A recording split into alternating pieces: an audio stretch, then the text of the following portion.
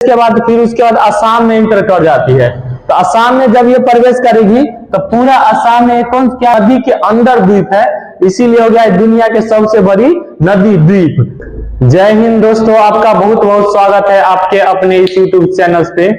तो पिछली क्लास में हम लोग देखे थे गंगा नदी तंत्र, सिंधु नदी तंत्र। आज हम भारत के पूर्वोत्तर भारत जो है इस तरफ की एक बहुत ही महत्वपूर्ण नदी है जिसका नाम है ब्रह्मपुत्र नदी। तो ब्रह्मपुत्र नदी तंत्र के बारे में हम जानेंगे कि ये कैसे, कहां से निकलती है और कहां जाके गिरती है, इसका नाम जगह जगह पर कैसे परिवर्तित हो जाता है। तो चलिए हम शुरुआत करते हैं। अगर चैनल पर पहली बार विजिट करें तो सब्सक्राइब कर लीजिए, वीडियो को लाइक कर दीजिएगा। तो चलिए बिना टाइम गवाए हुए क्लास की शुरुआत करते हैं।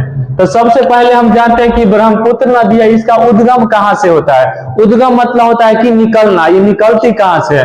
तो ब्रह्मपुत्र नदी तिब्बत है, तिब्बत एक जगह, जैसे कि इधर आपका ये चीन है, चीन में ही एक जगह पड़ता है तिब्बत। तो तिब्बत में ही एक यहाँ पर है पुरंग जिला। तो पुरंग जिला में ही चेमायुंगडुंग जो है ग्लेशियर का नाम है, जो क्या है ग्लेशियर का नाम, चेमायुंगडुंग। इस ग्लेशियर से निकलती है, यहाँ से ब्रह्मपुत्र नदी निकलती है। किस ग्लेशियर से निकलती है, तो चेमायुंगडुंग ग्लेशियर से। जिला कौन है, तो पुरंग जिला है। तो ये चेमायुंगडुंग ग्लेशियर से निकलती है और ऐसे निकलने के बाद इधर से भारत के सबसे पहले अरुणाचल प्रदेश में एंट्री करती है, फिर असम में एंट्री करती है, फिर असम में एंट्री करने के बाद ऐसे करके बांग्लादेश में एंट्री करके और यहाँ बंगाल की खाड़ी में ये गिर जाती है। इस प्रकार से इसका अपवाह तंत्र की आता कैसे। अब इस बीच में इसका कारण कैसे होता है, कैसे आती है, क्या नाम पड़ता है, वो सब चीज को हम देखते हैं। तो पहले उद्गम स्थल, तो उद्गम कहां से होता है, तो पुरंग जिला में। पुरंग जिला में कहां से होता है उद्गम, तो पुरंग जिला के चेमायुंगडुंग ग्लेशियर का नाम है, उसमें से उद्गम होता है। उसके बाद जब वहां से चलती है वो सिंधु नदी, तो भारत में जब एंटर करती है तो भारत के सबसे पहले इधर जो राज्य पड़ता है आपके अरुणाचल प्रदेश। तो अरुणाचल प्रदेश में एक पर्वत है जिसका नाम है नामचा बरवा पर्वत। क्या नाम है, नामचा बरवा पर्वत। तो नामचा बरवा पर्वत में हिल्स है, उसी हिल से टकरा करके ये भारत के अंदर घुस जाती है। कहां से प्रवेश करती है, तो ये अरुणाचल प्रदेश से। तो अगला है कि भारत के ये अरुणाचल प्रदेश से प्रवेश करती है। वही है कि ब्रह्मपुत्र नदी, सिंधु और सतलज तीनों नदी का उद्गम स्थल जो है वो इधर ही है। किधर है, यहीं पे। सिंधु भी देखिएगा आपको निकलती है तो यहाँ से निकलेगी ऐसे करके और जम्मू कश्मीर से होती है पाकिस्तान में चले जाती है। वैसी गंगा नदी निकलती है यहाँ से तो उत्तराखंड से होती है, फिर यूपी बिहार होते हुए यहाँ झारखंड पश्चिम बंगाल होती है, बांग्लादेश में आके फिर बंगाल की खाड़ी में गिर जाती है। तो इसी प्रकार से यहीं पे आपका सिंधु नदी का भी होता है उद्गम, गंगा का भी उद्गम होता है और ब्रह्मपुत्र का ही होता है। लेकिन अगर जगह का नाम बोले तो गंगा नदी की ब्रह्मपुत्र का अलग जगह है, ब्रह्मपुत्र का जगह है चेमायुंगडुंग जगह पड़ जाता है। उसके बाद ये हो गया। अब ये जो है ये भारत, ये टोटल कितना दूरी तय करती है, तो ये ब्रह्मपुत्र नदी जो है ये टोटल 2900 किलोमीटर दूरी तय करती है। कहाँ, तो यहाँ से लेकर के ये जब तक न यहाँ बंगाल की खाड़ी में गिरती है तब तक ये कितना दूरी तय करती है, आपके 2900 किलोमीटर। तो वही कुछ तो देख रहे हैं कि आपको दूसरा देश में बहता है, चीन में बह रहा है, कुछ भारत में बह रहा है और कुछ बांग्लादेश में बह रहा है। अगर पूछता है कि सिंधु नदी कितने देश से होकर बहती है, तो एक हो गया इधर चीन, एक हो गया भारत और एक हो गया बांग्लादेश। 3 देशों से होकर बहती है। तो भारत में टोटल कितना ये बहती है, तो भारत में ये बहती है कितना, 916 किलोमीटर। कितना बहती है, तो ये 916 किलोमीटर भारत में बहती है, बाकी जो है वो अन्य देशों में बहती है। यह हो गया। उसके बाद इसका जो है ब्रह्मपुत्र नदी का जो है अलग अलग जगह पे जाने के बाद अलग अलग इसका क्या होता है, नाम बदलते रहता है। जैसे गंगा नदी का देखे कि गंगा नदी का पद्मा हो जाता है, नाम हो जाता है ना, गंगा नदी को बांग्लादेश में पद्मा कहा जाता है। इसी प्रकार से ब्रह्मपुत्र नदी जो है इसका जगह जगह पर अलग अलग जगह पर जब ये जाती है तो इसका अलग अलग नाम होते जाता है। तो सबसे पहले ये यहाँ से जब चली तो ये तिब्बत में बह रही है, तो तिब्बत में इसका नाम रहता है सांगपो। क्या होता है नाम इसका तिब्बत में, तो सांगपो रहता है। क्या हो जाएगा तिब्बत में नाम आपके, तो सांगपो। कहाँ हो जाएगा नाम, तो तिब्बत में। उसके बाद अगला है प्रश्न, अगला है कि यहाँ तिब्बत से तो निकल गई, उसके बाद ये चलेगी कहाँ, तो आपके चीन में बहेगी। कहाँ बहेगी ये, तो चीन में।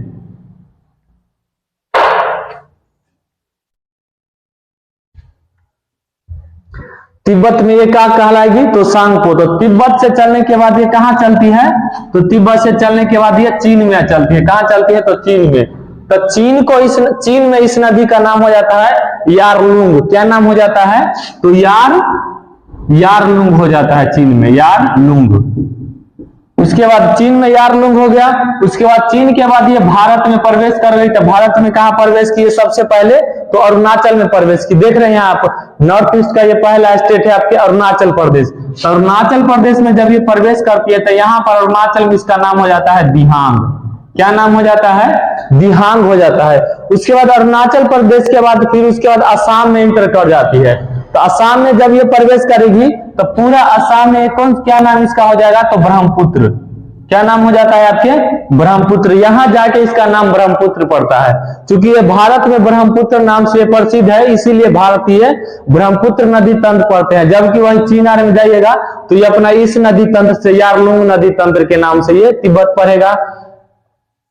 उसके बाद है कि असम में जब प्रवेश कर रही तो क्या नाम हो गया इसका, ब्रह्मपुत्र हो गया।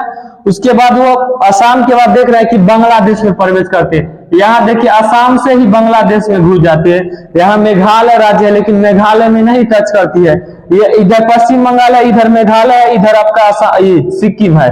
तो ये असम से ही, असम बीच ये बांग्लादेश में एंटर कर जाती है। तो बांग्लादेश में जब ये नदी एंटर करती है तो इसका नाम बांग्लादेश में जमुना हो जाता है। क्या हो जाता है नाम, तो जमुना बांग्लादेश में इसका नाम हो जाता है। उसके बाद इसका नाम देख ले कि कहां कहां इसका नाम बदलते रहता है। उसके बाद इसमें सबसे एक विशेषता है बहुत बड़ी कि भारत में देख रहे हैं कि भारत के जो है गंगा नदी सबसे बड़ी नदी है। ये 2525 किलोमीटर ही तय करती है। कितना तय करती है पूरा एरिया, 2525 किलोमीटर। लेकिन ब्रह्मपुत्र नदी जो देख रहे हैं आपकी टोटल आपका कितना तय करती है, 2900 किलोमीटर। लेकिन भारत में 916 किलोमीटर ही तय करती है। इसीलिए भारत की सबसे बड़ी नदी कौन है, आपकी गंगा नदी है।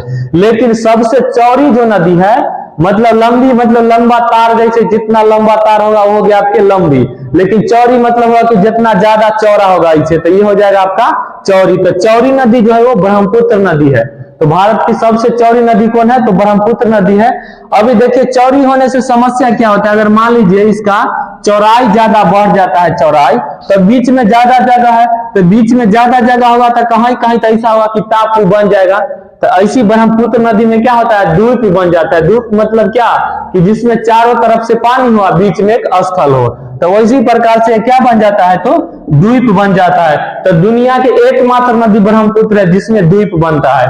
इसीलिए प्रश्न अगला पूछता है कि दुनिया के एकमात्र द्वीप माजुली द्वीप जो है वो किस नदी में है, तो ये आपके ब्रह्मपुत्र नदी में है, असम में ही है। इसीलिए इसका ब्रह्मपुत्र नदी ही नाम है। और ये है क्या, दुनिया की सबसे बड़ी द्वीप है, दुनिया की सबसे बड़ी नदी द्वीप है, मतलब नदी के अंदर द्वीप है। इसीलिए हो गया दुनिया के सबसे बड़ी नदी द्वीप। वही उसके बाद अगला है कि उमानंदा एक है नदी द्वीप उमानंदा जो इसी नदी में है। किसमें है, ब्रह्मपुत्र नदी में ही है।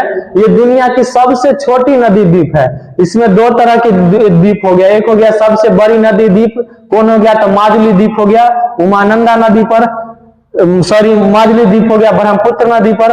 वही उसके बाद एक है उमानंदा द्वीप है जो सबसे छोटी द्वीप है, वो भी ब्रह्मपुत्र नदी पर है। उसके बाद देख ले कि इसकी सहायक नदी कौन कौन से, इसकी सहायता करने में, मतलब इसको बढ़ाने में कौन सा नदी का योगदान है ज्यादा। मतलब ये मान लो ये नदी बह रही है तो इसमें तो और भी कहीं ना कहीं से आके कोई ना कोई नदी मिलती होगी। तो जो नदी साइड से आकर मिल जाती है किसी मुख्य नदी में, तो उस नदी को कहा जाता है कौन सा नदी, तो सहायक नदी। जब कोई मुख्य नदी में कोई नदी बाहर से आके मिल जाए तो वो बाहर से मिलने वाली नदी को सहायक नदी कहा जाता है। क्या कहा जाता है, तो सहायक नदी कहा जाता है। तो उसी प्रकार ये जो है आपका ब्रह्मपुत्र नदी है, इसमें भी कुछ नदी बाहर से आके मिलती है। तो बाहर से जब मिलेगी आके, तो ये है मान लीजिए यहाँ पे ये नदी है आपकी, ये क्या हो गया आपके नदी है। तो कुछ बाया से भी मिलेगी, कुछ दाया से भी मिलेगी। तो जो बाया से आके मिलेगी तो उसको बाई सहायक नदी कहेंगे। बाई से जो मिल रही है उसको बाई सहायक, और जो दाहिने से मिलेगी वो दाई सहायक नदी। तो देखिए इसमें बाएं से कौन कौन सी नदी मिलती है, पहले इसको देख ले। तो बाएं से जो नदी मिलती है ये आपका है दिबांग नदी। कौन सा नदी है आपके, तो ये दिबांग नदी है। दिबांग नदी जो दिबांग घाटी से निकलती है, कहां से निकलती है, तो दिबांग घाटी से। दिबांग घाटी से दिबांग नदी निकलती है और उसके बाद वो ब्रह्मपुत्र नदी में मिल जाती है। उसके बाद अगला जो है वही नदी दूसरा मिलती है, उसका नाम है आपके लोहित नदी। लोहित नदी का ये तिब्बत से निकलती है। कहां से निकलती है? तिब्बत से। और तिब्बत से निकल करके ऐसा ये ब्रह्मपुत्र में मिल जाती है। और तिब्बत में से निकलती है, वहां पे जो ये जो नदी है ये मिट्टी पर चलती है, अशांत मिट्टी पर चलती है, लाल मिट्टी पर, इसीलिए इसको कहा जाता है, लोहित नदी को खूनी नदी कहा जाता है। क्या कहा जाता है? खूनी नदी। तो ये भारत में टोटल 200 किलोमीटर की दूरी तय करती है। कितना? लोहित नदी कितना करती है? 200 किलोमीटर की दूरी। और वही देखिएगा आपके लोहित एक्सप्रेस एक ट्रेन चलता है, वो लोहित एक्सप्रेस कहां से चलता है? तो यही असम से ही चलता है। तो यही लोहित नदी क्या है? आपके 200 किलोमीटर यात्रा करके और भारत में ब्रह्मपुत्र नदी में मिल जाती है। भारत में कितना दूरी तय करती है? तो 200 किलोमीटर। उसके बाद एक नदी है जिसका नाम है धनसिरी नदी। तो धनसिरी भी बाईं ओर से ही मिलने वाली ब्रह्मपुत्र की सहायक नदी है। उसके बाद अगला है आपके कोपिला। कोपिला जो है ये बाईं से ब्रह्मपुत्र में मिलने वाली सहायक नदी है। तो इस प्रकार से हम देख लिए, 4 नदी को देख लिए जो बाएं से मिलते, मुख्य रूप से ये 4 है। उसके बाद दाहिने से कुछ नदी मिलती है, उसको देख ले। तो दाहिने से जो सबसे पहले नदी जो मिलती है आकर के वो है आपके मानस नदी। मानस नदी यही मानस वन्य जीव अभयारण्य मिलेगा जो आसाम में है, तो यही मानस नदी है वहां पे।